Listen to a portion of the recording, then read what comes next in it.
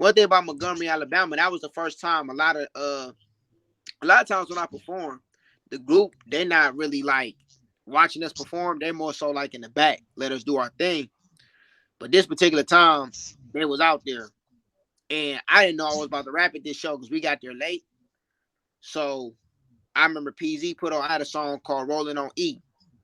And PZ turned it on. He just gave me the mic. And I'm like, I just looked around, like, oh shit. So I just ran out there and started rapping. And the crowd just started going crazy. And Mhm. while I was rapping, that was the first time Lazy Bone and Flesh really heard me rap. So they was like jumping on stage with me, like dapping me up, like, damn, nigga. You know what I'm saying? So, so it was crazy. And Flesh was like, man, I ain't know you got down like that. I'm like, yeah. You know what I'm saying? Like they all showed me love. But and then that same time, busy, he go back to the hotel before everybody else. And they call him the group, they call him Michael Jackson and shit. And because he like the star of the, you know what I'm saying? He had his own meet and greets and all kind of shit, man. Busy people, they love Busy, man. You know. And he went to the hotel. We went back to the hotel a little after or whatever. He was down there grabbing snacks. He say to me, he said, hey bro, what's your name? I said, my name Mook. He said, man, I'm B, man. He said, hey, Kane, he told the Kane, Kane is your boy? He said, yeah. He like, hey man, keep him tight, man. This nigga raw. You know what I'm saying? He like, hey man, keep doing your thing. Man, I was like, damn. You know what I'm saying? Like, despite me grinding to get here, nigga, this still bomb. You know? Yeah, So so yeah, man. So those some memorable moments, man. Like I had a lot of fun being on the road, man. Trust me, it was a grind, nigga. I'm talking. Nigga gotta sleep in the car till the next day. Nigga gotta uh uh sleep in hotel rooms. I mean, sleep on the floor of hotel, sleep on a hotel chair or whatever. Like it was a grind, you know.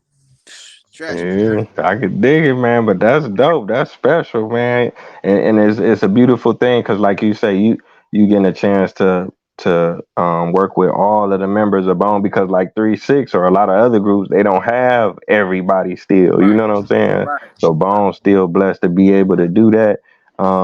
Let me see. Now I wanted to ask you about a couple of your tracks. Mm. I gotta ask you about the Black is Beautiful for the Uh-huh. viewers. If y'all check out anything, you gotta check out these my favorite tracks. Black is Beautiful and Rise Up. If you could start with Black is Beautiful, what was the concept behind that for somebody who haven't heard it, or you could tell them about the video and Well, okay, so Black is Beautiful, man. The funny thing about it was I was raised around uh appreciating my blackness, my black culture. My mother's like that, my father's like that, and it's really embedded like in a lot of my siblings for real. And I like to be versatile, right? But my whole key thing of ever doing this is to be remembered, you know, it's to leave a mark. So something went down, right? When I was the first independent artist out of Cleveland to go viral on YouTube, right? And I remember it was an award show back then called the Ohio Hip Hop Awards, and I had lost best video of the year, and I was like really disappointed because I was just like, damn, I broke barriers and I still didn't win, like and I just kind of felt like, damn, so that's not appreciated. It's gonna be forgotten, I feel like it meant nothing. You know what I'm saying? So I was like, let me create something to kind of like to not say like make people just remember me, but something that's gonna stick with people that make them love themselves and let it be more relatable. You know what I'm saying? And when I first wrote the song, the verses I put out wasn't the original verses. I had to rewrite the verses because when I first wrote it, I was so focused on trying to write a hit versus trying to write a message. mm, Um, so when I wrote it, I was like, nah, this ain't it. I can't do that. And I just really let the pen do the work and brought it from the heart, said what I felt. And that was the most important thing I ever did in my career.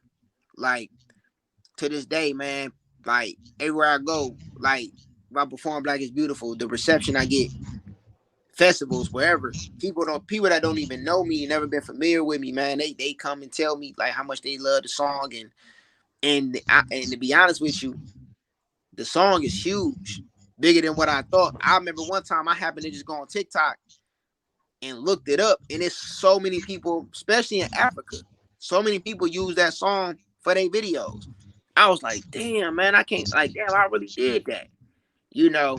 So, and I actually got more music like that coming too, man.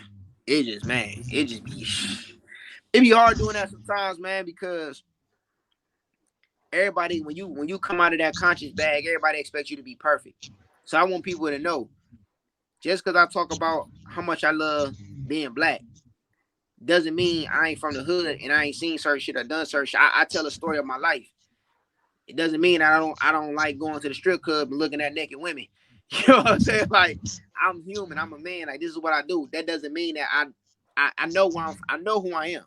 You know, I'm not holier than thou just because I rap about being black. You know, and I feel like that. I feel like that's important. And I also let people know, like, don't not receive the message just because I might do some outside things that you don't fully agree with. You know, it's almost like, hey, not to try to really compare it too much, but I don't know about you. I'll admit I still listen to R. Kelly. You know, I grew up on his music. I like his music. I can separate the music from what he's being, accused of or whatever the case. You know what I'm saying? It's like, you know, I don't know. Some people might not rock with that, but that's just me. You feel what I'm saying? And when people hear my music, I want them to be able to separate. Oh, he like going to strip clubs. All right, that don't mean I don't love black people. You feel me? Yeah, yeah. I mean, you got a good point because it kind of remind me of like Tupac. If you look at him, he like the biggest artist, the most, Mm, or one of the most, successful artists in terms of his sales. But when he'd make a Brenda's Got a Baby, and some right, people only want to see that side of him. They don't want him right, to make I Get Around or right, California Love or Gangster Party, and right. they getting it's they making it where it's like he can't be an entertainer. They putting him in Yeah, a box, but he's a human and he young. We in our 20s and 30s, and right. you experiencing life. So if you stick to that, being a true artist and focusing on different aspects of life and culture, you're gonna be more likely to be successful. Because if you keep rapping about the same thing, whether it's positive or negative, Mm. it's not gonna be refreshing. You know Yeah, what I'm saying? it's gonna water down. And that's what's happening with a lot of the artists now. It's the same thing over and over. It's microwave.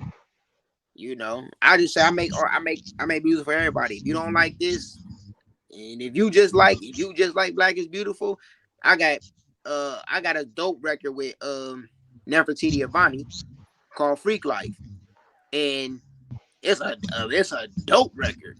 But there's a lot of people who not gonna want to hear it because of the content that like Black is Beautiful. Cool, you ain't gotta hear Freak Life, but that don't mean you can't enjoy Black is Beautiful and rise up. You know.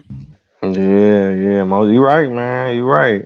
Let me see. Now I gotta. You had spoke on it a little bit, but I want to ask you a little bit more about Rise Up. Like, what prompted you to make a song like that and shoot the video that y'all shot like that? What was the significance behind that record?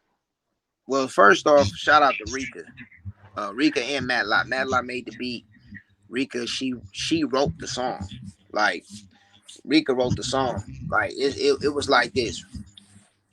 A lot of I inspired a lot of people when I made Black is Beautiful. A lot of artists too, and there's a lot of artists that actually like felt like they seen the reaction people got off the song, and they like, damn, let me put, because everybody, they like I said, just because they talk about one thing doesn't mean they don't love something else. So she called me and she was like, man, I want you to hear this record. She ain't had no beat or nothing. She just like did her verse over the phone and did the hook. And I was just like, damn. I'm like, man, that's powerful. And I don't know what she was asking me or she just wanted me to hear it, but she never put it out. So a year later, it was 2019. I said, I said, Reek, I said, what you doing with that Rise Up joint? She was like, man, nothing really. I just wrote it. I'm like, well, look, let's go get a beat made, and I'm gonna put a verse on it, and we gonna shoot a video and everything to it. So we went and we got the song done. So the song was done a year before it came out. Mm. And yeah, so we went to go link up with Matt. Like he made the beat. I dropped my verse, mixed master. The reason why I didn't bring it out 2019 is because I knew 2020 was about to be election year. And you know how shit get when election year come. Mm. You Mm. know, Chess and move. yeah. So guess what? When we was about to drop the record, we were already planning to drop the record for Juneteenth that year. That's when around the time, a little before that, like that stuff happened with George Floyd. You know, George Floyd, and a little before that was Breonna Taylor, you know, and so we went down, as you see in the video, we went and got footage. Those we actually went down to the protest and got footage of the protest. Then we shot at this spot in Cleveland. I directed the video. Wow. Yeah. And let me tell you what's crazy though, Camp. Like TikTok mainly would not, well, no, TikTok and Facebook, they would not let me promote that video. Really? Damn. Mm-mm. I could Would post it. they abandon it or something? Oh, you Yeah, talking about putting the money? Oh, the boost. Yeah. yeah, Sometimes they'll put the, yeah. That's yeah. crazy. Yeah, they won't let me Damn. boost it. Facebook says inciting a riot. Or no, that was TikTok. TikTok said it was inciting a riot. Facebook said it speaks on political issues, so they needed my identification. So I'm not giving them That's none. crazy. But Yeah, that I'm just not. let you know what you're working with, though. You, if you really Yeah, could get the platform to get it out there. somebody's gonna pick that up. Just like how Black is Beautiful took off because this model from the Netherlands heard the song and she put it on she used it for some of her hair videos, and that's when people start gravitating to it more. And Rise Up would do the same thing, man. It's a seed, you Yeah, know. them timeless records, man. Yeah, exactly. You know, and I got another one. I just shot with my cousin Cobra. This one called, I'm gonna let you know, I ain't even told nobody yet, but it's called Beautiful Intentions. And this one is directed strictly towards black women. Like if you go on my TikTok or you go on my Instagram, I kind of posted little snippets of it. I didn't want to post too much of it. Um, you from Cleveland, so you probably hip to it. You hip to the Viaduct Park. Nah, where does it sound familiar? That's in Bedford, downtown Bedford.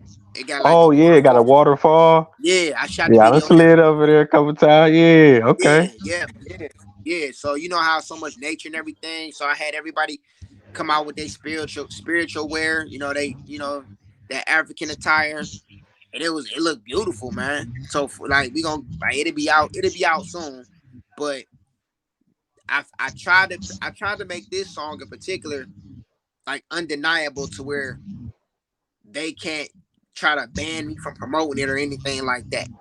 You know, so hopefully it works in my favor. That's what's up, man. You thinking strategically, man. Like I say, I definitely admire what you're doing. You doing something people dream about. I know it be ups and downs, but all you got to do is just keep going. Like Nip say, you got a lot further to go back or to Right. stop. You know what I'm saying? Like you say, just give it time, man, because them seeds are sprout at different times. You plant a watermelon, you plant a mango, you plant an apple. They all not gonna be ready to harvest at the same time. So that's amazing.